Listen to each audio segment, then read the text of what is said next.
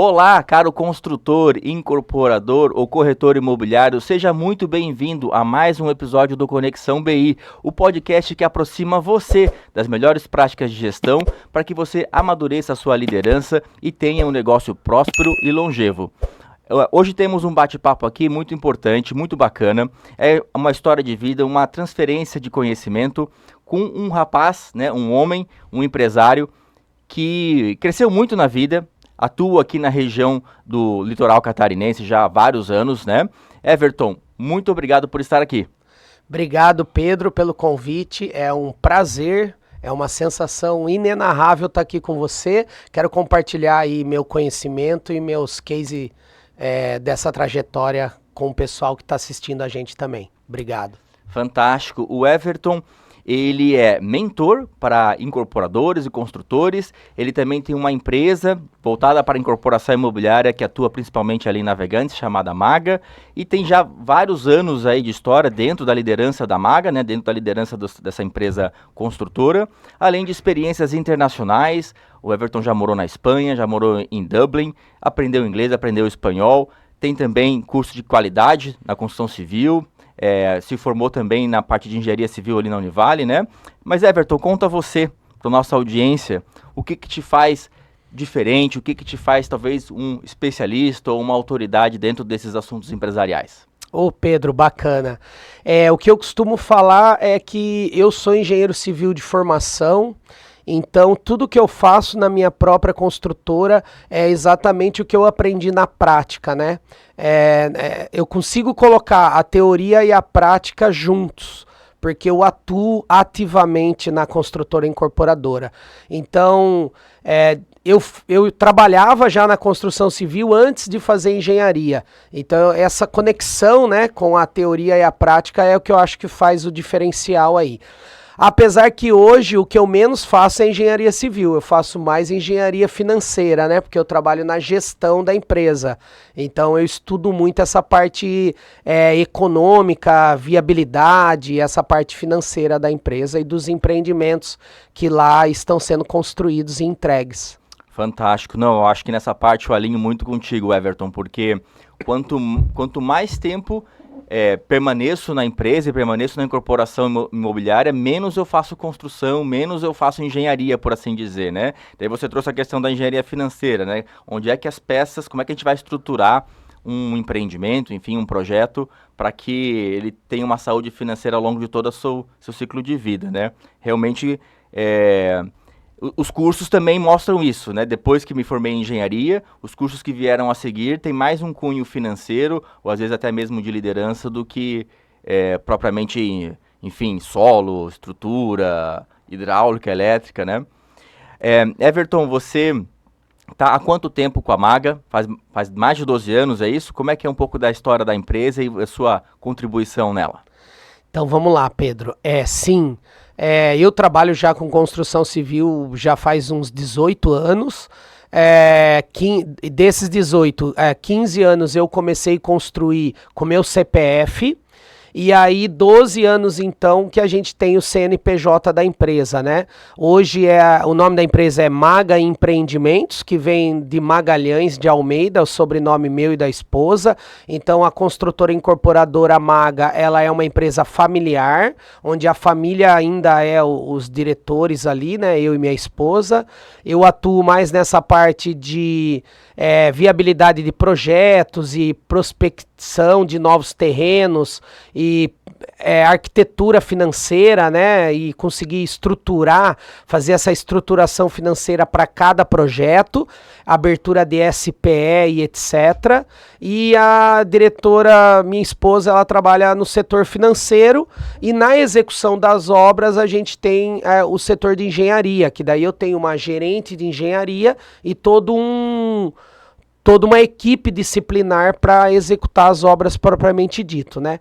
Nesses 12 anos aí a gente tem mais de 350 apartamentos, 6 empreendimentos entregues de prédio, fora o que eu já entreguei de casa, sobrados e etc.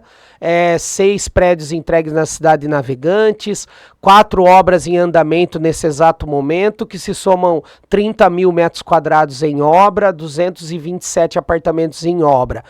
Nessa trajetória aí, o que pouca gente fala na construção civil, Pedro, e é o que eu gosto de falar e enfatizar para os seus ouvintes aí, telespectadores, é que existe por trás da construção civil, existe a engenharia financeira, né? Tu pode chamar como você queira, né? De viabilidade financeira.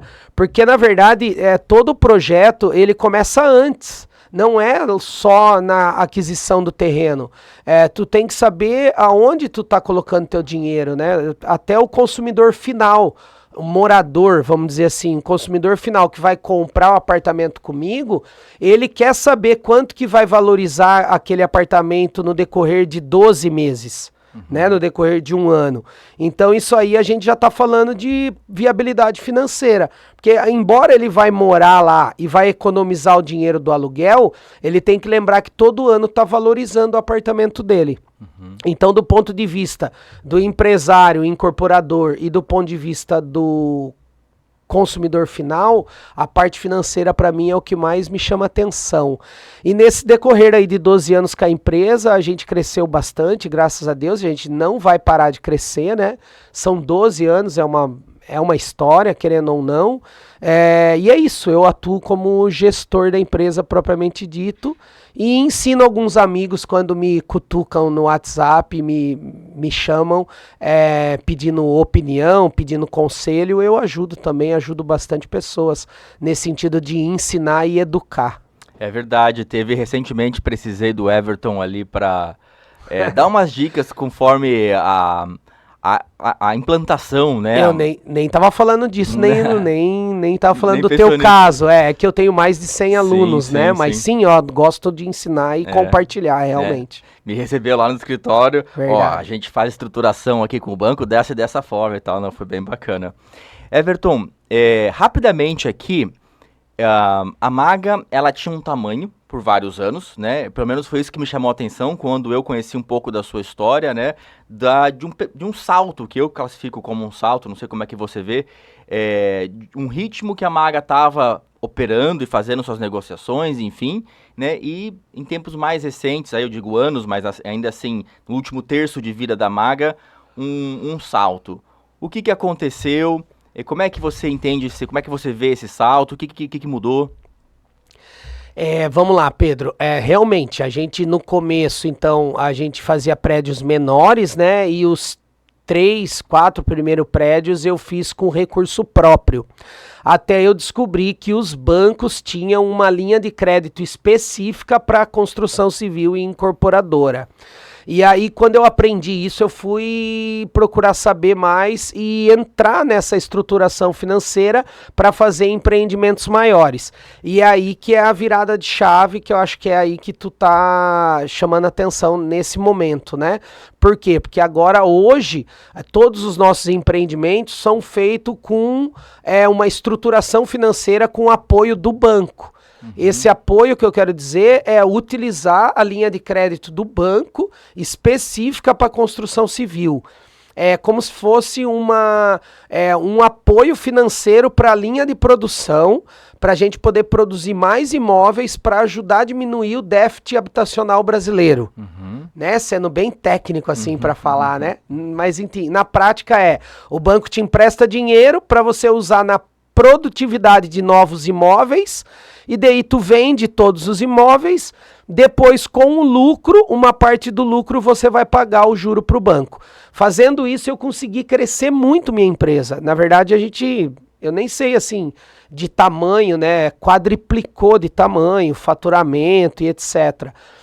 VGV e etc. E eu acho que foi isso, foi a estruturação financeira e utilizar o dinheiro do banco, sem medo de pegar dinheiro no banco, sem medo de pagar juro, porque a gente paga juro, e todos os custos financeiros que tem um banco, né? Cada vistoria que vai um engenheiro do banco vistoriar a minha obra, eu tenho que pagar essa taxa de vistoria dele, todo o custo que envolve a viagem dele para ele vir até a cidade e vistoriar a nossa obra. Eu acho que alguns colegas, né, e talvez até eu um pouco, tem um certo preconceito com o banco. Acredita que são tubarões ou sanguessugas, né? Eu não sei se ao longo da nossa história como brasileiro a gente viu o sistema financeiro como talvez complexo, né, ou como em desvantagem o bancão contra o pequeno empresário. Você teve que romper esse preconceito ou você nunca teve? Como é que foi talvez mentalmente essa virada de chave? O preconceito sim sempre existiu, né? Até porque é pré-conceito. Ainda mais tipo assim, da família até, né? Imagina teu pai falando pra você que aconteceu isso comigo, né? Pô, filho, tu vai ficar pagando um caminhão de juro pro banco. Você vai pagar 3 prédios pro banco. Basicamente isso. E aí, cara, o que eu tive que realmente criar uma coragem dentro de mim, fortalecer esse meu sentimento de que eu tô disposto a crescer, mesmo pagando juro pro banco. Então, porque assim, ó, o que aconteceu, né, naquele momento do primeiro prédio, por exemplo? O primeiro prédio, ele tinha 1.200 metros quadrados de área construída, era 4 pavimentos, o primeiro andar, o térreo de garagem e 3 andares de apartamento. 4 apartamentos por andar, são 12 apartamentos. Quando eu terminei aquele primeiro prédio, demorou 18 meses, porque eu estava fazendo na força do meu braço, né, com o meu dinheiro próprio e com as vendas que ali estavam acontecendo. 12 a 18 meses, até eu tirar o habite, receber o dinheiro de todos os financiamentos bancários, etc., vamos supor que deu 20 meses. Quando eu fui comprar o próximo terreno, já tinha subido o valor do terreno. Quando eu fui contratar a próxima mão de obra para construir o próximo prédio, o segundo, já tinha subido a mão de obra e o material. E eu tive que fazer um outro prédio do mesmo tamanho de 12 apartamentos. E aí o terceiro prédio piorou, porque eu fui fazer de 10 apartamentos. Eu diminuí de tamanho, porque eu estava fazendo com recurso próprio e com recurso das vendas. Então eu não estava crescendo, porque até eu terminar um prédio e fazer o outro, o valor já tinha ficado mais caro e eu não conseguia crescer, beleza? Ao contrário do que acontece nas casas térreas e sobrado, porque como você faz a casa térrea muito rápido, você consegue comprar outro terreno no mesmo ano antes de terminar a casa térrea. E aí tu consegue fazer 2, depois 4, depois 8, depois 12 e assim por diante. Mas no prédio eu não consegui fazer isso. Não consegui fazer. Então eu vi no banco, no dinheiro do banco, uma maneira de alavancar o meu negócio. É a famosa alavancagem financeira. E isso ia ter um custo, que era pagar o juro para o banco. Mas eu quebrei o paradigma porque eu estava com tanta sede de crescer e tanta vontade, né, gana realmente, que eu fui deixando esse preconceito para trás a partir do momento que eu parei de ouvir todo mundo que queria me proteger, né, meu pai, minha mãe, meus parentes, tudo. E, cara, é coragem, é desafio, o homem, né, o ser humano, ele gosta de se sentir desafiado, o ser humano homem mais ainda, né, então a gente adora isso, a gente nunca dá o braço a torcer, e aí eu queria que isso acontecesse na minha vida e realmente aconteceu. Se foi fácil, se não foi, eu não sei, pra mim não foi fácil, mas agora tá bem mais fácil, porque agora eu já sei fazer, né, cara, então... A partir do momento que eu já sei fazer, eu tenho só que agora ganhar volume, né? Escalonar ele, né? Então, se um prédio eu faço com a Caixa Econômica Federal, o outro prédio eu faço com o Bradesco. E o outro prédio com outro banco, né? Banco Inter, por exemplo. Vários tipos de banco tem essa linha de crédito para construtora e incorporadora. E aí agora eu estou escalonando e tocando 4 obras ao mesmo tempo, cada um com um banco diferente.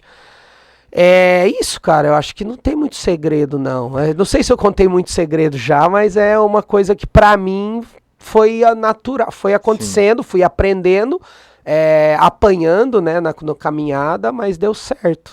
Demorou 8 anos aí, 10 anos, agora 12 anos, mas agora deu certo, agora é escalonar. Sim, agora vamos dizer assim, a locomotiva tá no trilho, né, e tá andando de uma maneira mais redonda.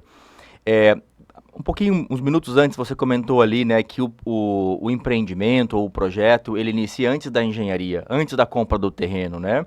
E eu falo muito com os colegas da ligação estratégica, né? Que o projeto, seja numa empresa construtora, numa incorporadora ou qualquer outro tipo de empresa, ele vem para você conduzir a empresa de um estado atual A para um estado futuro desejado B, né? E daí os projetos são, de certa forma, um veículo, né? Que vão te trazer, dependendo do que é esse estado futuro A e B, pode ser dinheiro, pode ser reconhecimento, pode ser autoridade, enfim, pode ser uma série de coisas. Geralmente um projeto, ele complementa, né? Ele agrega mais de uma disciplina, mais de um domínio, por assim dizer, né? A pergunta que eu queria trazer você já tinha descoberto que as casas você poderia fazer 1, 2, 3, 4, 8, né? E no prédio você estava quase que um caminho reverso, de certa forma. Estava 10 pavimentos para 8, ou seja, reduziu, né? Enquanto as casas você estava numa ascensão, né, de volume de trabalho, possivelmente de margem de lucro, faturamento, etc. O que houve que você optou por, sabendo que a casa estava nos trilhos, né, fazer os prédios? Por que você não continuou fazendo 8, 16, 32 casas? Como é que foi esse raciocínio? Então, é a vontade de crescer, né, de novo, e na verdade, assim, eu tinha a visão, eu ainda tenho, que no prédio a gente ganha volume. O prédio, na verdade, ele tem uma margem de lucro menor do que as casas, alto, né? Padrão, assim, né? Você fazia médio alto? É bom, é médio. É bom para que o público saiba que o prédio tem uma margem de lucro menor. Entretanto, se você conseguir deixar o trem no trilho, como você falou, né, a engrenagem rodando redondinho, tu ganha no volume. Então a margem de lucro em percentual ela é menor, mas tu ganha no volume, então em reais, em dinheiro, em moeda, ela fica maior, né? Então eu tinha essa visão, que eu nunca ia fazer um prédio de cada vez. O meu objetivo sempre foi fazer 2, 3. Hoje nós estamos fazendo 4. Mas se eu conseguisse colocar 2 prédios simultaneamente, uma no início e outra já no acabamento, eu estaria usando praticamente a mesma equipe, porque a equipe que está trabalhando no início do prédio é uma e que está no acabamento é outra. Então eu diminuo meu custo de equipe, meu custo administrativo, vamos dizer assim, né? Pessoal do setor de compras, do setor de vendas e engenharia e mestre de obra e etc. E eu ganho no volume. Então a minha ideia foi essa, foi praticar, botar em prática e saber se isso ia ser verdade, mas se eu não fizesse nunca eu ia saber, né? Eu acho muito difícil a pessoa fazer 30 casas no mesmo ano, mas eu acho que é possível. Eu conheço uma pessoa que faz, eu nunca fui lá ver as obras dele, mas ele é um aluno meu na mentoria e ele falou na mentoria que ele faz 30 casas por ano. Cara, é casa pra caramba. Umas 2,5 por mês, né? É difícil tu fazer um prédio de 30 apartamentos no ano. Meu, é baita difícil, mas casa ele conseguiu. É uma linha de produção, vamos dizer, né? Sim. Cara, então como eu achava muito difícil fazer 30 casas no ano, eu imaginei assim, que se eu fizesse 60 apartamentos em 2 anos, eu ia, tipo, bater essa meta, só que ia ser em prédio, né? E prédio, na hora que tu bota na planilha financeira, de viabilidade financeira, por que eu falo que antes do terreno, o prédio já nasce lá na viabilidade financeira? Porque o meu TCC da faculdade eu fiz sobre viabilidade financeira, o estudo de caso de um prédio meu, de um prédio de 6 pavimentos, contando térreo, 10 apartamentos e tinha 1.500 metros quadrados de obra. Lá eu descobri, a gente coloca na planilha a TIR, o ROI, etc., né? E lá eu descobri que os prédios eram lucrativos. E numa aba da planilha eu coloco o cronograma de obra e o peso que incide cada etapa da obra naquela obra, né? Então o peso, né, a base ali que incide é um percentual. Então, por exemplo, a fundação é um percentual da obra toda. Do custo, né? Isso, do custo. Então vamos supor que a fundação é 5%. De todo aquele 100% do custo da obra. Entretanto, a fundação de um prédio, tu tá fazendo a fundação para 10 apartamentos. É uma fundação para 10 casas. Entendeu o que eu quero dizer? Sim, sim. E o telhado a mesma coisa. Quando tu coloca um telhado, tu tá fazendo um telhado para 10 apartamentos. E não 10 telhados, um telhado para cada casa. Aí, nessa planilha, ele foi me convencendo de que no prédio eu conseguia volume. Mesmo sabendo que o lucro final ali, a margem de lucro é menor em percentual. Sim. Esse colega que faz as 30 casas em um ano, né? Bastante coisa, que nem você falou. Super. Possivelmente ele captura uma margem maior do que quem faz um prédio de 30 apartamentos, né? E talvez até não só a margem de lucro, mas também o lucro em si também pode ser maior. Seria interessante, por que alguém que está iniciando agora não faria 30 casas e faria um prédio? Qual que seria talvez a lógica que ele usaria para assim, não, faz mais sentido para mim um prédio do que 30 casas? Um prédio de 30 apartamentos ou 30 casas separadas? Eu considero, na prática, lá na obra, no dia a dia, o apartamento, por exemplo, dá menos pós-obra. Uhum. O prédio grande, né, mais de 5 pavimentos, dá menos pós-obra, porque ele tem uma baita base estrutural e de projeto bem mais elaborado do que uma casa. Como eu já fiz dezenas de casas, eu sei que na casa a gente não faz projeto estrutural, a gente faz um projeto estrutural sem ART, por exemplo, né? Um projeto estrutural no computador, mas é muito simples. Uhum. Não tem projeto elétrico, muito difícil ter projeto de alvenaria, muito difícil ter projeto de permeabilização. Quem está assistindo a gente, for dessa área mais técnica, vai entender o que eu estou falando. Então, às vezes... Não estou dizendo que é o caso desse meu aluno, né? Mas às vezes tu tem um pós-obra grande lá nas casas e talvez o cara não está contabilizando esse pós-obra.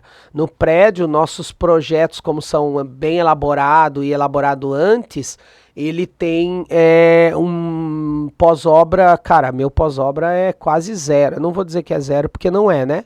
Mas é muito baixo meu pós-obra. E o pós-obra, querendo ou não, ele corrói tua margem de lucro. Isso seria uma das coisas, mas assim, eu acho que talvez também é o conforto, né? O cara tá confortável em fazer as casas térrea, casa geminada, que a gente fala, a mão de obra dele é específica para aquilo, porque no prédio tu vai ter uma mão de obra maior, o mercado que ele trabalha, os corretores que vendem as casas dele já vendem muito mais fácil, todo mundo sabe que aquela pessoa faz casa todo ano, então os corretores falam para os clientes, compra uma casa, assim como no meu prédio também é verdade, né? Sim. Todo corretor lá em Navegantes, onde eu atuo, Navegantes, Santa Catarina, eu só atuo naquela cidade, 100% dos meus projetos são lá. Todos os corretores e dono de imobiliária, eles sabem que eu lanço um prédio por ano. Então todo ano vai ter um novo lançamento, eles já vendem o meu projeto antecipadamente. Cara, não sei, acho que foi esse caminho que foi levando ele para ficar nas casas e o outro caminho, o mesmo caminho foi levando eu para ficar no prédio, só que de uma perspectiva diferente. Quem tá começando agora, eu sempre oriento começar por casas, até para tu aprender, né, o nome das coisas. Eu já tive aluno que não sabia o que era pilar, ele chamava de laje, de viga. Então é diferente, né? Tem que aprender, tem que começar aprendendo realmente, a não ser que tu seja investidor, que tu já tenha um business grande, né? Um outro CNPJ, uma outra empresa, e tu quer criar um braço de investimento dessa sua empresa principal, e aí tu vai investir só com dinheiro. Isso, a não ser que tu não seja isso, que tu queira realmente pegar na massa e ver como funciona uma obra, eu oriento começar por casas e sobrados, porque aí tu vai aprendendo e vai crescendo. E não é pecado também continuar fazendo só casas, né, cara? Não tem nada demais. Claro. Ele tá se sentindo confortável, ele vai continuar e tá dando dinheiro para ele. Ele sabe fazer dinheiro daquele jeito. E os pedreiros, mestre de obra, engenheiro dele, estão ganhando dinheiro junto. Sim. A coisa mais legal da obra é você ver o pessoal prosperar com você junto. Sim. Já tô indo para outro caminho. da conversa. É uma opção estratégica, É uma né, opção que estratégica. o diretor pode tomar, enfim, é um mercado que ele está atendendo, se posicionando, e é válido tanto quanto o prédio, não quer dizer que um é melhor que o outro, né? O que eu muitas vezes pondero também é economia de escala, né? Então, você fazer 30 casas empilhadas em um prédio, às vezes você consegue ter um projetista só, ao invés de ter mais de um projetista, né? Ter um licenciamento só, você consegue ter um fornecedor de tijolo, um fornecedor elétrico e etc, né? Ah, isso é legal. E você vai ter 30 casas, primeiro que na construção civil, a tua linha de montagem, a tua fábrica, por assim dizer, ela tem que ir até o lugar do produto. Diferente de uma empresa que faz celular e que o celular nasce dentro da linha de montagem, dentro da fábrica, né? Então você tem que levar aquela tua equipe, cada uma para um terreno, cada uma para uma cidade, dependendo, né, da operação. E o prédio, pelo menos você tem tudo isso num terreno só, né? E a casa você vai ter que, enfim, passar a semana se deslocando entre vários empreendimentos para dar uma olhadinha. E eu até queria ouvir tua opinião, né? Alguém que tem uma operação, né, funcionários ou enfim, pessoas suficientes para 30 casas, deve ter mais pessoas do que quem está fazendo um prédio. Ou será que não? Ah, não sei, cara. A pergunta é difícil aí. Cara, é que assim, ó, vamos lá. Quem faz casa, Pedro, normalmente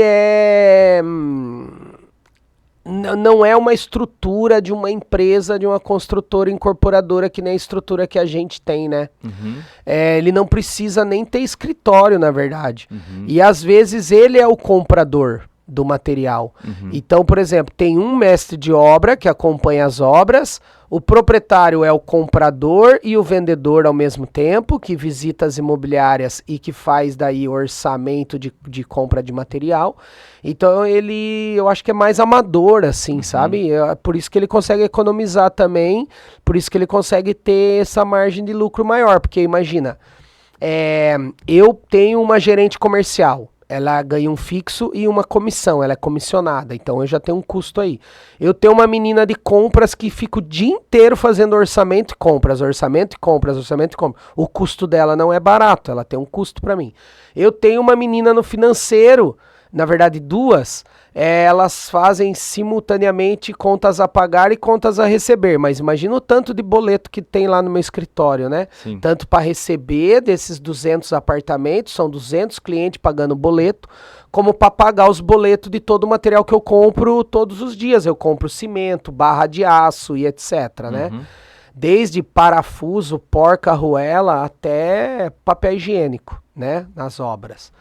Então, cara, o meu custo é esse, o meu custo administrativo, coisa que uma casa não tem por ser uma coisa mais informal e dá dinheiro também, só que ele trabalha mais, talvez, ele bota a mão mais na massa, ele tá mais no operacional, porque ele tá participando ativamente do setor de compras dele, ativamente do pagamento dos boletos e tal. Eu não sei, eu acho que... No caso da incorporação do prédio, né? Quem compra quem é o proprietário de todos esses materiais, tijolo, aço, concreto, é você, é a Maga, né? E muitas vezes na casa, que nem você mencionou, quem está pagando a loja de material de construção é o proprietário da casa, né? Tem essa configuração que é possível também, sim, né? Sim. Então, assim, de certa forma, é menos desembolso, né?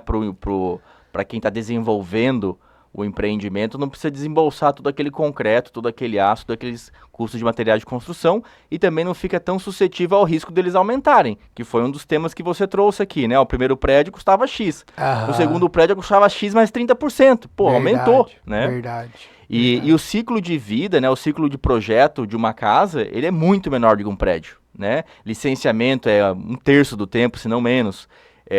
A construção... O recebimento, né, nos prédios, nos apartamentos, a gente vende 80, 100 vezes, e às vezes na casa não era tudo isso, né?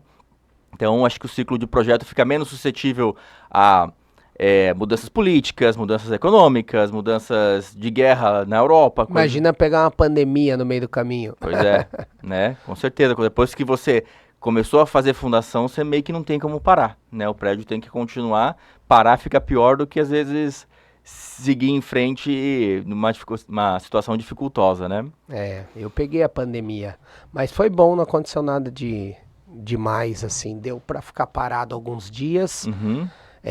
Graças a Deus a gente é uma equipe muito boa e responsável e compreensivo, né? Compreendeu que não tinha o que fazer, tinha que parar.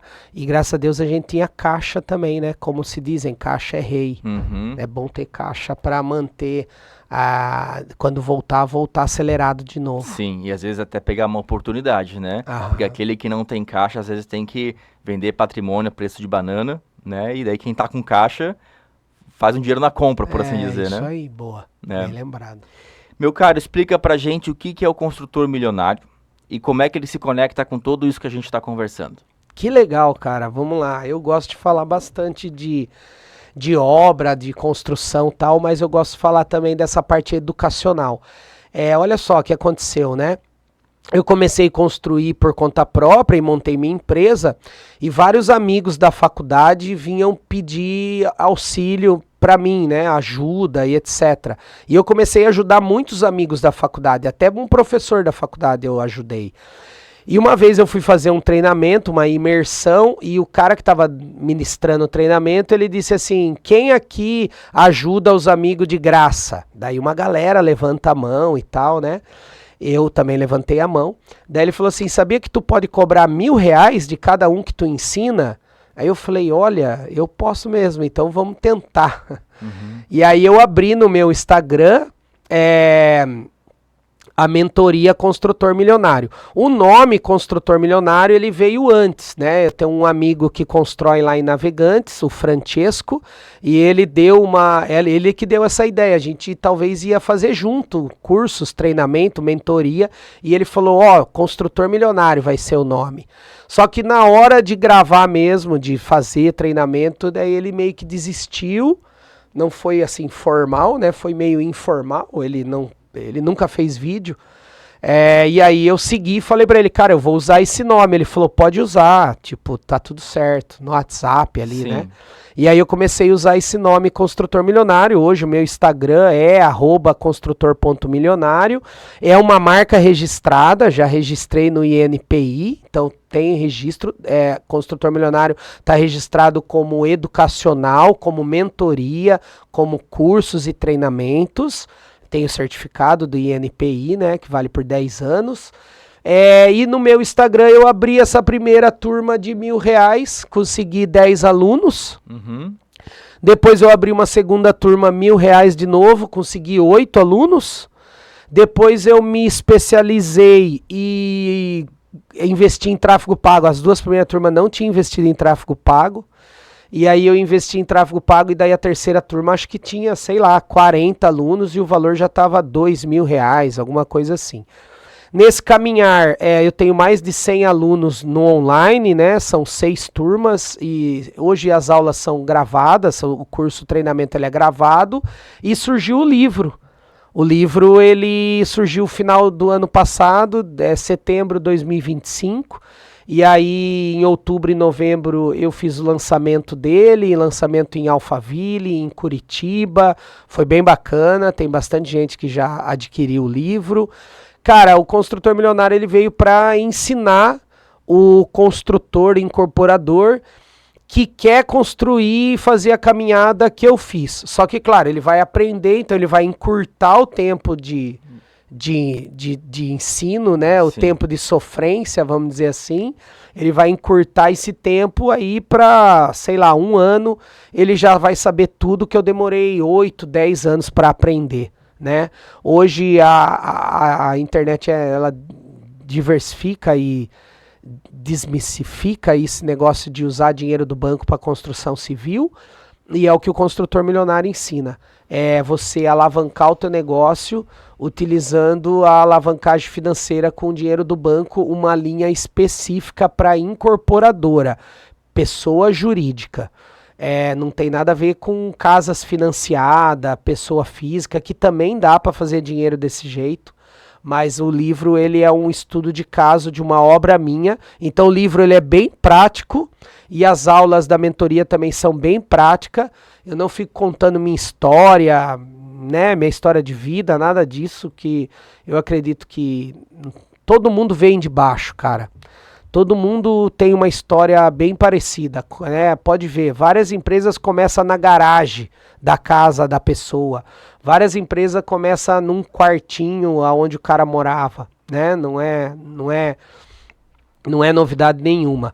Então não é isso que eu falo no livro nem nas mentorias, é tudo prático mesmo para ensinar a fazer prédios maiores e sair do ciclo de fazer pequenos projetos, que era o ciclo que eu estava no nosso primeiro um terço de Maga Empreendimentos do meu CNPJ, que eu estava fazendo 3, 4 prédiozinhos de 4 andares, que era 12 apartamentos, 10 apartamentos.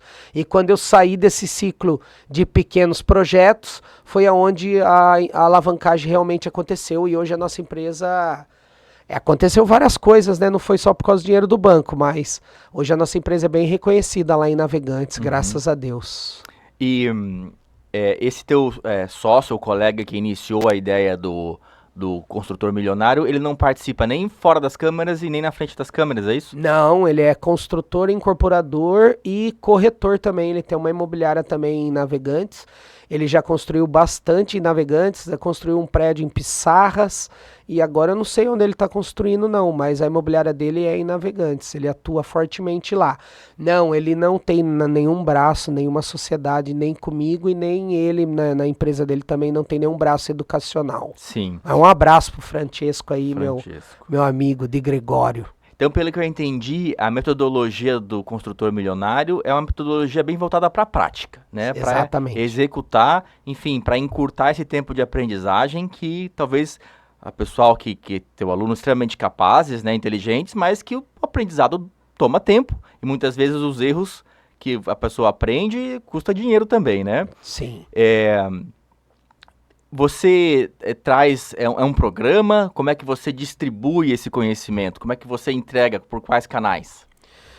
É um curso, né, um treinamento online com as aulas gravadas, são 7 módulos e é vendido no Hotmart. Essa é a mentoria Construtor Milionário.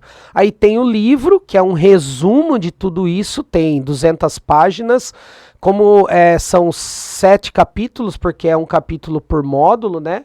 Tem a introdução e mais 6 capítulos.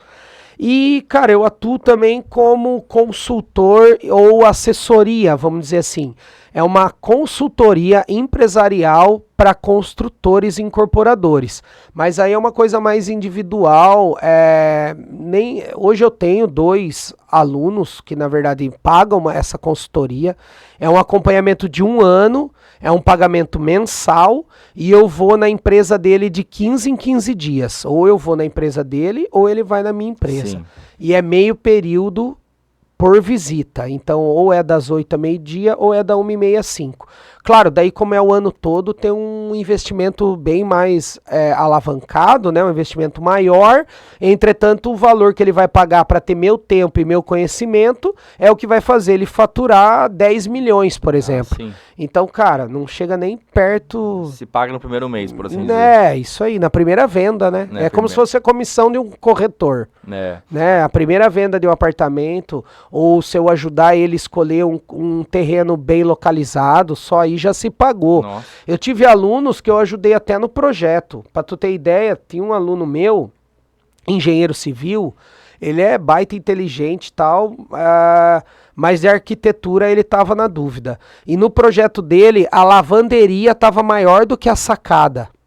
E ele falou, cara, dá uma olhada nesse projeto aí, o que tu acha, tal, olha o tamanho dos quartos, o tamanho dos banheiros, a posição solar, né, do projeto.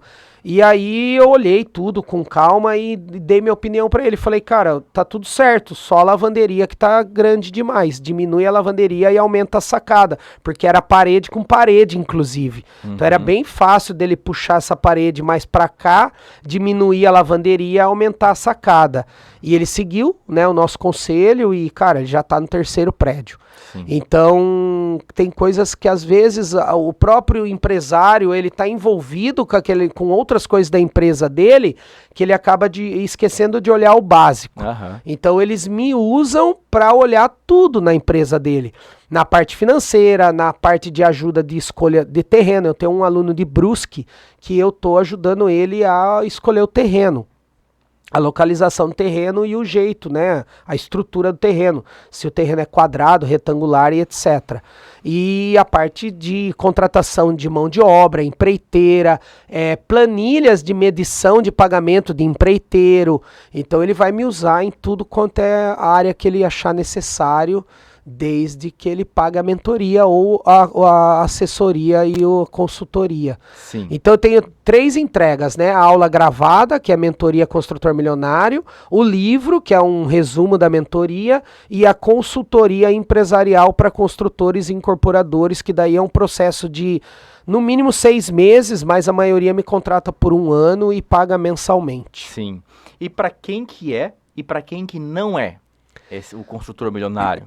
Não é para corretor especulador, não é para empresário especulador, não é para quem não está construindo. Isso já é para quem constrói, cara. Até porque é para ele dar valor nesse dinheiro que ele está investindo, né? Para pagar a consultoria.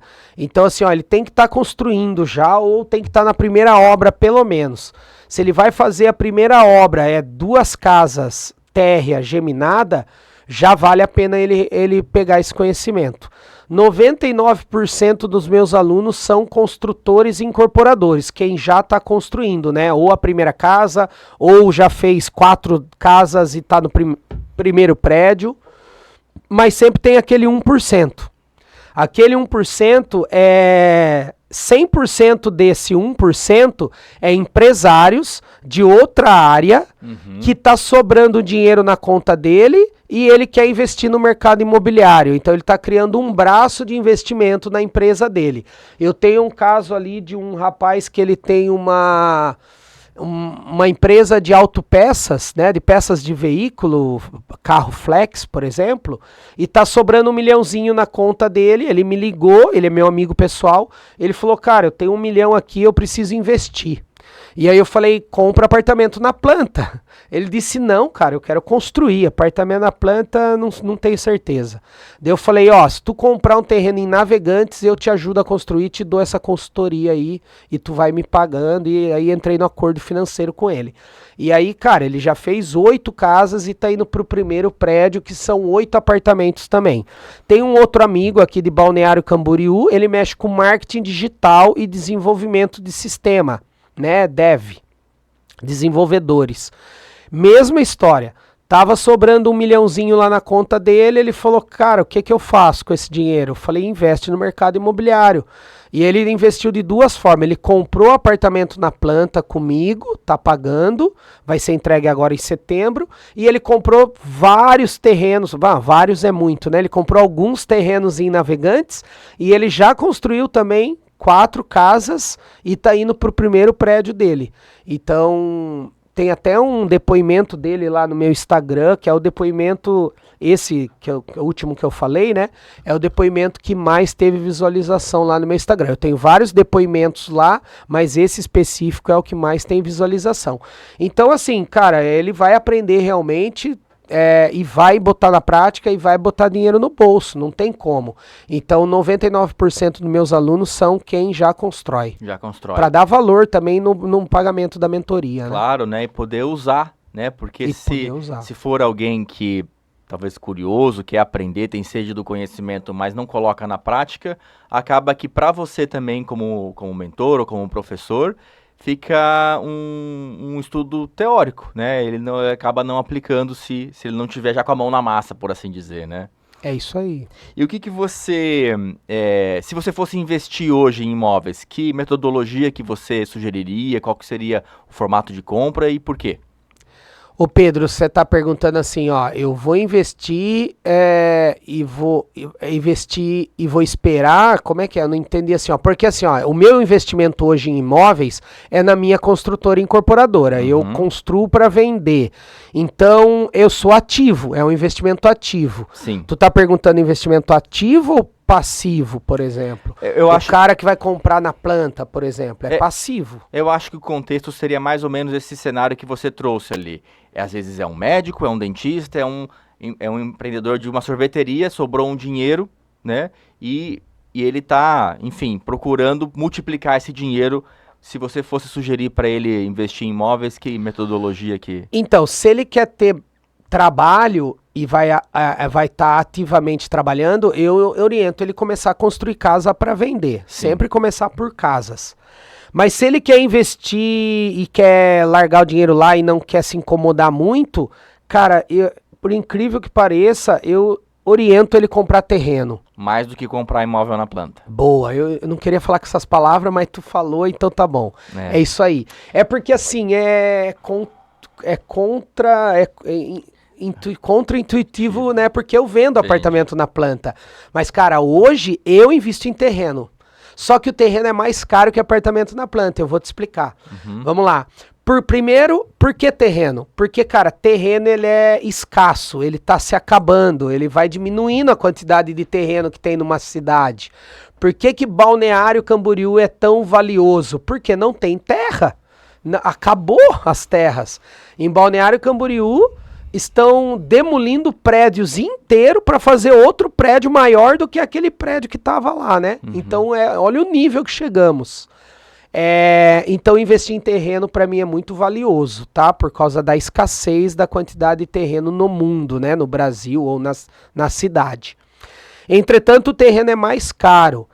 Por quê? Porque quando você vai comprar um terreno de terceiro, tu tem que pagar à vista. Não tem muito lero-lero. O dono do terreno não aceita muita coisa. Papagaio, passarinho, gaiola, cavalo, carro, né? Moto, carro. Então, assim, ó, lá em Navegantes tem terreno de 600 mil reais. Tu vai comprar um terreno de 600 mil, mas tu tem que pagar praticamente à vista, beleza? Então é mais difícil. O imóvel na planta é mais barato, porque o mesmo imóvel na planta de 600 mil reais, tu vai dar, muitas vezes, 50 mil reais de entrada. Tu vai pagar uma parcelinha no decorrer da obra de R$ 1.500, R$ 1.800, R$ 2.000 por mês no decorrer da obra, durante 36 meses ou 48 meses. Só que a valorização do apartamento na planta é sobre os 600 mil reais. Todo ano valoriza 20%. Então, 600 mil reais todo ano valorizando 20%, no final de um ano que tu desembolsou só 60 mil, 70 mil, 80 mil, ele valorizou em cima dos 600. Então, acaba sendo mais barato, por isso que a galera gosta de investir em imóvel na planta. Mas eu, particularmente, como tenho muito imóvel na planta e desses prédios que eu construo, eu fico com alguns apartamentos para mim, para ficar para o meu portfólio de aluguel. Então hoje eu estou investindo em terreno. Eu compro terreno, na nossa região, né? Que é a região que eu conheço. Eu não vou comprar terreno lá em Tocantins. Já veio corretores me oferecer, né? Compra o terreno lá em Tocantins. Cara, eu não vou comprar lá. Não é lá que eu atuo. Não conhece como é que é lá, né? E acho que quando você fala terreno e essa diferença de preço, não é o lote do condomínio, né? São terrenos mais, talvez, maiores do que um lote, com mais permissividade de construção do que um condomínio, é isso? Se tu puder comprar lote e terreno em qualquer lugar, né, cara, valoriza, no meu ponto de vista. Posso errar também. Se você comprar numa cidade muito do interior, que tá diminuindo de tamanho, certamente tu vai perder dinheiro. Eu vou te dar um exemplo prático. Você conhece Palmas do Paraná? Conheço. Existe Palmas de Tocantins e existe Palmas no Paraná. Palmas no Paraná está diminuindo a quantidade de habitantes. Então significa que ninguém vai querer comprar casa lá. Ao contrário, eles estão vendendo a casa deles para vir morar para Curitiba ou para o litoral do Paraná. Então isso é um exemplo de cidade que eu não compraria o terreno, né? Mas, cara, comprar terreno em condomínio fechado ou loteamento aberto, qualquer lugar, se couber no teu bolso, compra terreno de 250 mil reais, terreno de 300 mil reais. Lá em Navegantes existe terreno de 250 mil reais e 300 mil reais num bairro chamado Bairro São Paulo, atrás da Havan. É um loteamento aberto, né? Um loteamento aberto que está saindo muita casa geminada e agora saindo prédios, condomínios assim com 5 torres, 10 torres do sistema Minha Casa Minha Vida. E está valorizando muito aquela área, porque é tudo asfaltado, tudo rua calçada e etc, né? Ali tem terreno mais barato e tá evoluindo muito o bairro, eu acho bacana. Sim, bom lugar. Fica a dica aí quem está assistindo, né?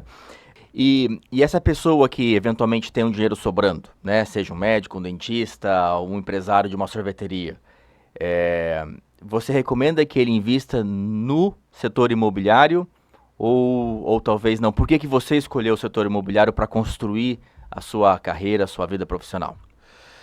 Eu poderia responder, Pedro, de várias maneiras, mas a melhor e mais simples do pessoal entender é que, cara, o mercado imobiliário, ele não perde valor. Então, assim, ó, eu entendo que existe bolsa de valores, existe criptomoeda, existe dólar, euro e etc. Mas, cara, o mercado imobiliário no Brasil... Por que ele não perde valor? Porque no Brasil é cultural, então, tipo assim, todo mundo quer comprar uma nova casa, fazer um up na tua vida. É o sonho, né? É o sonho, e todo mundo quer sair do aluguel. Ninguém quer morar com a sogra, com o sogro, com o pai, com a mãe o resto da vida. Então existe um déficit habitacional gigantesco. Além disso, é um porto seguro, querendo ou não. Então, tipo, cara, se você olhar o imóvel como investidor e não como morador, ele é uma moeda de troca gigantesca, até mais valiosa do que qualquer outra moeda. Só que, claro, eu invisto forte nisso e eu gosto também de investir em empresas, cara. Hoje eu invisto bem menos em empresa, porque eu tomei uns golpes, né? Perdi um dinheiro, assim. Mas eu gosto de investir em empresas de amigos mesmo, de pessoa que eu conheço, sabe? Não da Bolsa de Valores. Vou investir na Magazine Luiza, comprar lá 10 mil reais em ações, 100 mil reais em ações. Porque eu não conheço o CEO da Magazine Luiza, eu não sei o que passa pela cabeça dele. Sim. Então eu prefiro investir em empresas daqui da região e que eu sei o que o cara tá fazendo, né? Sim. Mas o mercado imobiliário é isso, é muito forte, eu investo muito, 95% do meu investimento é mercado imobiliário. Porque a terra é escassa, é cultural do brasileiro e tem o déficit habitacional. Sim. Só aí já mata a charada, né? Falando do déficit habitacional, só para ficar mais claro para o público entender, a quantidade de construtora e incorporadora que existe no Brasil não dá conta de entregar todo ano a quantidade de imóveis que o povo necessita por ano. Então, por exemplo, por que o déficit habitacional só aumenta? Porque a maioria das pessoas saem de casa mais cedo, casa mais cedo, separa mais cedo, então ninguém mais quer morar na casa do pai e da mãe. Quando acontece um divórcio, ele não volta mais para a casa do pai e da mãe.